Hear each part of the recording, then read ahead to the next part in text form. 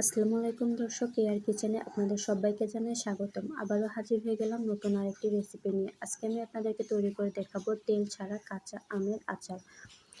রোদে দেওয়া ঝামেলা ছাড়াই 1 বছর পর্যন্ত এই আচার সংরক্ষণ করতে পারবেন।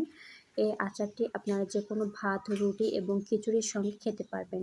এই আচারটি খেতে ভীষণ মজার হয়। একবার তৈরি করলে বারবার তৈরি করতে বাধ্য হবেন। চলুন তাহলে কথা না বাড়িয়ে শুরু করা যাক মূল রেসিপিটা। প্রথমেই নিচ্ছি এখানে কাঁচা আম। আমি এখানে 1 কেজি পরিমাণের কাঁচা আম নিয়েছি। ভালোভাবে ধুয়ে পরিষ্কার করে একটি টিস্যু পেপার দিয়ে আমগুলোকে ভালোভাবে মুছে নিয়েছি। এই পর্যায়ে আমগুলো খোসা ছাড়িয়ে নিচ্ছি। ভালোভাবে আমের খোসাগুলো ছাড়িয়ে নেওয়া হয়ে গেলে আমগুলোকে আমি সুন্দর টুকরো করে কেটে নেব। তবে আপনারা আপনাদের পছন্দ মতো কেটে নিতে পারেন।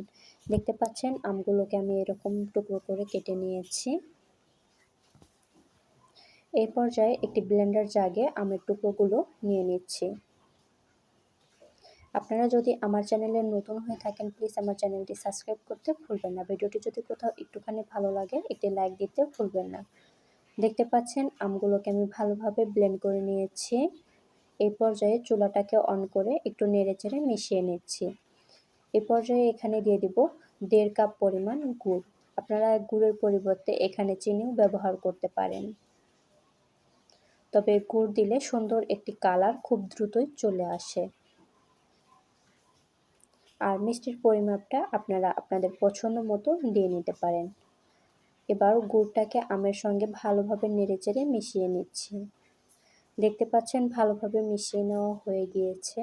এই পর্যায়ে একটু কিন্তু লিকুইড রয়েছে। এটাকে অনবরত নেড়েচেড়ে জাল করে নিতে হবে। দেখতে পাচ্ছেন বেশ কিছুক্ষণ জাল করে নেওয়ার পর এটার ঘনত্ব এরকম হয়েছে। এই পর্যায়ে আমি কিছু মশলা অ্যাড করব। এখানে নিয়েছি 1 চামচ পরিমাণ পাঁচফোড়ন, 2টি শুকনো মরিচ আমি একটু ভেজে গুঁড়ো করে নিয়েছি।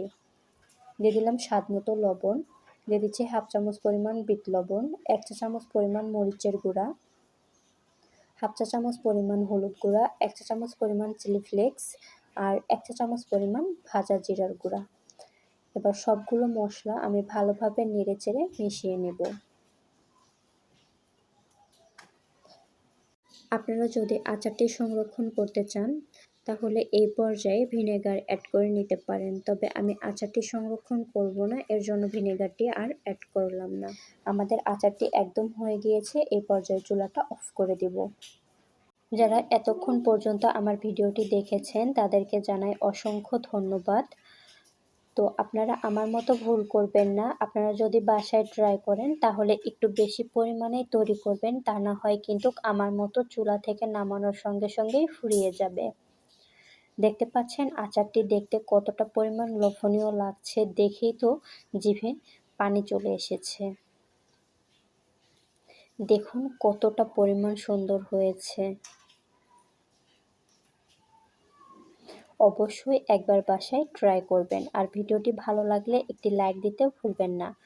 আজকের মতো এখানেই বিদায় নিচ্ছি। আবারও দেখা হবে পরবর্তী কোনো ভিডিওতে। এ পর্যন্ত আপনারা সবাই ভালো থাকবেন, সুস্থ থাকবেন। আল্লাহ হাফেজ।